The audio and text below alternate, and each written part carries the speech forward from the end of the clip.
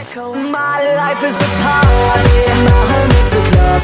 I party like a rock star, dance until I drop. My life is a party. J.R. Smith, Iman Shumpert, and Tristan Thompson, to name a few. We want to rank the 5 best players who will play in the upcoming finals. Again, we are ranking the 5 best players who will play in the upcoming finals. I'll start with you first, Freddie. I'm going to go with LeBron James. There's no doubt he's the best player in the world. I mean, I know he wasn't at the MVP this year. You could have made a great case for him to be the MVP, but he's the best player in this series. This series will be determined how well he plays for Cleveland against Golden State. Got Steph Curry number 2, no question about that. What he's been able to do, not just shooting the basketball, but the assist numbers. Defense has been a lot better than anybody could have anticipated.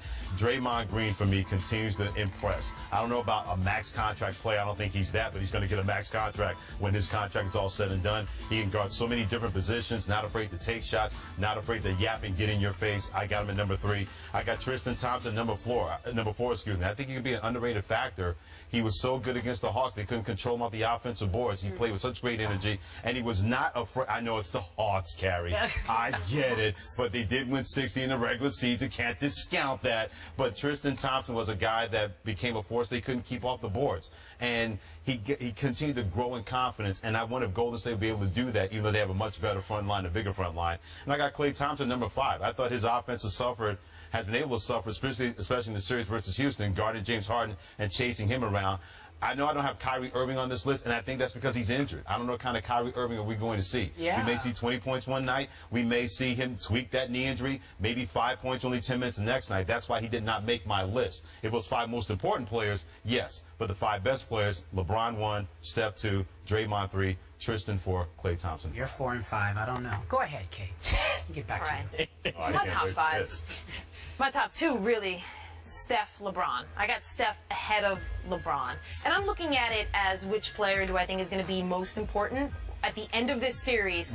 Which player do I think is going to have played best and been most effective? And I got Steph Curry on this. I think Steph Curry is the evolution of the NBA game. I think we are witnessing the evolution of that game. I think he has taken three-point shooting to a new consistent level, and he's doing it in the postseason, which is when we think that's going to get shut down. He's shooting 44% from 3 in the postseason. It's basically the same as the regular season. I mean, in a lot of ways, that's unheard of. And defenses, as I talked about earlier in the show, because he's shooting off the dribble and he's not reliant, spacing in the corner, he's not reliant on somebody else to get him the ball.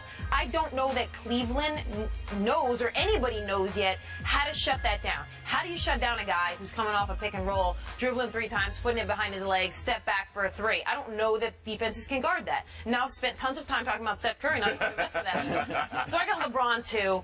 I got Klay Thompson 3. I know he's struggled at times offensively, but his numbers are still 19.7 points per game in the postseason, and he's still shooting 3-pointers at basically the same clip as he did in the regular season. And as we know with the Golden State Warriors, that extra point when they're making 3-pointers is the difference for them in a lot of ways. And so Klay Thompson, to me, number 3. I have Kyrie at 4. I think the week off, I don't think it's going to make him better, but I do think he's going to be refreshed, at least for those first 2 games. And there's so much spacing in this finals. Most important too at the end. Yeah, said and done. And he's still averaging, what, like 18 a game here in the postseason, and crucial for Cleveland. And then I got Draymond Green, who his numbers in the postseason have been so much better than the regular season, and the things he do and the versatility he's going to give this team in possibly being able to guard both LeBron and an inside guy is going to be invaluable for them.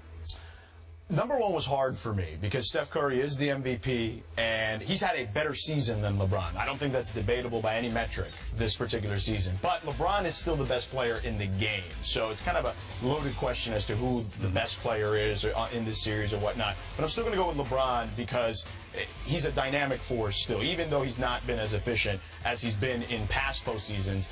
As a matter of fact, I think that attributes to the fact that he doesn't have a lot of talent around him at this particular juncture. But so I went with LeBron number 1.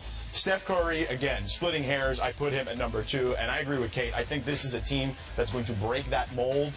There's this notion that jump shooting teams don't win. Yes, there is. If you look at it, I mean, look, a lot of these teams, even the LeBron Miami teams, were jump shooting teams, okay, and they won championships. The Bulls, the Spurs, jump shooting. The Spurs were a jump shooting team. The Mavericks. If you look at some of the teams that won recently, they had an element of being a jump shooting team. So I think that's a bit of a misnomer. But I think Curry has been as dynamic a player as we've had all season, and he's going to continue to do that. Draymond Green, to me, is the second most important player on the Golden State Warriors. He is. His net rating when he's on the floor and off the floor, it's like plus a gazillion, it feels like, when he's on the floor, and they go small with him at the 5. So he's so versatile. He's like a crazy hybrid of, like, Shane Battier meets Kawhi Leonard. Like, it's insane what he can do on the floor and how he can guard every single position, and obviously a very good offensive player as well. Then I went with Kyrie Irving because I too agree with Kate that thinking that the rest will help at least in some way, shape, or form. He's basically been relegated to being a spot-up shooter, and he's been good at that, which he wasn't, by the way, before this season. So I think that's the LeBron effect, but I think he'll be better in this particular series because of the week off. And then I'm going to go with Klay Thompson as my 5th guy, and just for... Go on. Yeah, just to add one more thing, it's Warriors in 6. So. Okay, I think a lot of people... Wait, Holy, I have the exact same list that George has, except I can switch my 1 and 2. I'm going Curry first, right. LeBron second, and Warriors in 6. That's what I have. My gut wants to say Warriors in 6, but that LeBron guy. But I think Golden State is just way too deep. Hell, I would have gone 5 if it wasn't for LeBron. Yeah. I think if we had a... I mean, if it wasn't for LeBron. Yeah. If it wasn't for the best player, if it wasn't for LeBron, that's the only reference I have. Kyrie Irving was healthier and Kevin Love was playing, I might change my pick, but I just think Warriors in 6, that's what it's going to turn. I want to give an honorable mention, even though we didn't pick them as the most valuable players, J.R. Smith and Harrison Barnes. I'm really looking forward to watching them and Amon Shumpert make a difference. Someone's going to overpay for Harrison Barnes and make Golden State match that contract. Restricted free agent. Keep an eye on that. I agree with that. Good luck, gentlemen. Coming up next, teams want the number 1 pick in the NBA draft, but this year's number 2, not so bad.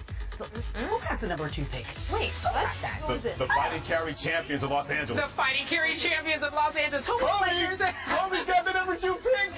Who were the Lakers pick? Karl Anthony Towns is the best player for that pick because they need defense in the worst way possible. And he's going to be a defensive monster right out of the gate. He is NBA ready from a defensive perspective. We didn't get to see the offense that he's got at the college level, but he certainly has the skill set. When he got a chance to show it in certain games, you could see that there was a real skill set there. Maybe not as well-rounded as Okafor offensively, but I think that Karl Anthony Towns, you can plug him in. He is kind of the right fit for the way teams want to play with big men now. He's certainly agile, he's athletic, and again, defense first. So you look at guys like Tyson Chandler, who have had great careers in this league. I think that he's Tyson Chandler, but better offensively. So I think he could be a perfect fit for the Lakers because let's face it, they're not, at least as currently constituted, not a great defensive team. Sure.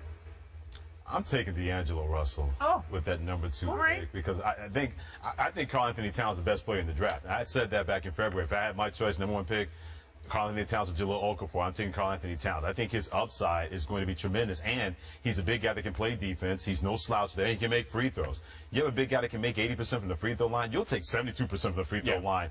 That's still double what Dwight Howard and also DeAndre Jordan shot from the free throw line in the NBA playoffs this year. But in a league now that has become so specialized at the 1, 2, and 3 positions, you really need to level off those guys. We're in the golden age of point guard still. Chris Paul still more than serviceable with Los Angeles. You got Steph Curry's going to be a demon with Golden State. Russell Westbrook with Oklahoma City. Mike Conley Jr., an underrated guy with Memphis. D'Angelo Russell can be that guy who's long, who's lean, left-handed, can make shots inside, can be that kind of defender where all of a sudden you go into a game and say, okay, we got him. We know he's not going to stop Russell Westbrook, but Russell Westbrook gets 29. That guy can get us 23 and kind of level that off. So if I'm the Lakers, with the way the NBA's gone now, D'Angelo Russell, I think, would be the best fit for them at number 2. I still think Karl Anthony Towns is going number 1. Okay. The Lakers, to me, are one of the only franchises when they say we're thinking of 6 to 8 players, we're not sure what we're going to do, we're going to trade it. I actually think their options are wide open because we don't know yet what their plan is in this free agency. So it's tough to say, all right, well, you know, if it was a Sixers pick, it's like they got to take Russell because this is their one building block, and they've got these other big guys inside. But with the Lakers, it's so dependent on whatever they're thinking come free agency, right? Are they going after Kevin Love? Are they going after Gasol? Are they going after Aldridge, Harrison Barnes, all those guys? So are they thinking, are they going to get Rondo? Are they thinking we need a point guard? No, I knew if I said that, they're not going to get Rondo. No. It would be great television to watch Kobe and Rondo play together. That's rude. It would be great television. Better television watching Carrie see those two playing on TV. Alpha dogs like that buddy heads. That could be interesting. Like cats all But everything fighting seems all around. open to the Lakers right now. Right. I think they should take Okafor at number 2. I think the guy who slotted there at number 2, and who I think you said Chad Ford, kind of penned him in there. Yeah, sure. That's who I think is best for the Lakers. Okay. And I actually see the Lakers, and this will make you happy, Carrie, as being really pretty good next year. Oh, they're going to be contenders. Really pretty good. Yeah. I think they pick up somebody. Listen. What is contender? Contending define to be contending. relevant. Okay, contending to be relevant. That's not in the right. playoffs, so we will be in the playoffs. Okay, yeah, That's why maybe. you believe that too. Maybe. You know you. I know. Just wait, I got to see what the roster looks like. Wait, to your point, Me too. because you're a genius. As usual, she's a genius.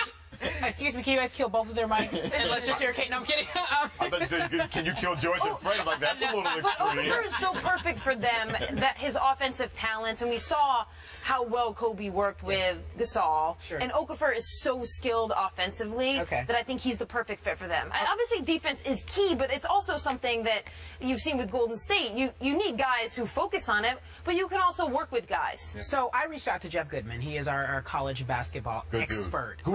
Guru. He knows everything. He's in the trenches every day with these kids. He's watched their game. He's watched them develop. And I said, who should the Lakers pick? He said, well, obviously it would be Towns or Okafor, whoever falls in place. I said, well, who's the best man? Who's the best big man ready to go? And he said Okafor, without a doubt. He's ready right now. He's the person. He's skilled offensively. He has a pro game. He was like, he's just ready right now because we've had the conversation that they say big men take so long to develop. He says he's the most NBA ready of the big men. It won't take him that long to develop. So I like what you had to say. Your point. You're a genius. You're not mediocre. Somewhat. All I know is I heard Mike Krzyzewski on Colin Cowherd's show say, there you go. Oh, so you're going to throw Coach K. Say that whoever drafts him, in Okafor in this case, shouldn't think he's an NBA-ready product. He's going to need coaching. He's going to need help. And you know what? He may be a liability on defense. Okay. So, I can't argue with Coach K if you're going to drop Coach K. I mean, not that I'm tight with Coach K. I mean, you're tight with Jeff Goodman. Yeah, I mean, go ahead. Drop. Yeah, no, you're right. Okay. All I'm saying is, you just heard Coach K on the radio, right? Right, I heard Coach K on the radio. He said it on the record, so you know that he's not a finished product. So I'm playoffs next year, guys. We're excited about it. Maybe. Let's see what the roster looks like. West is still loaded. Because let me tell you, this past season, we were saying that the Lakers wouldn't even win 20 games. Who said that? Most people did. Most people said they came pretty close. They 21. did. They came pretty close. They're not the Knicks, but they came pretty close. They're in perfect position. All right, guys. Coming up next, J.J. Watt is must-see television, and apparently we're going to be able to watch him for free. Why is that? We will share after the break. More thigh bruises. More, yes.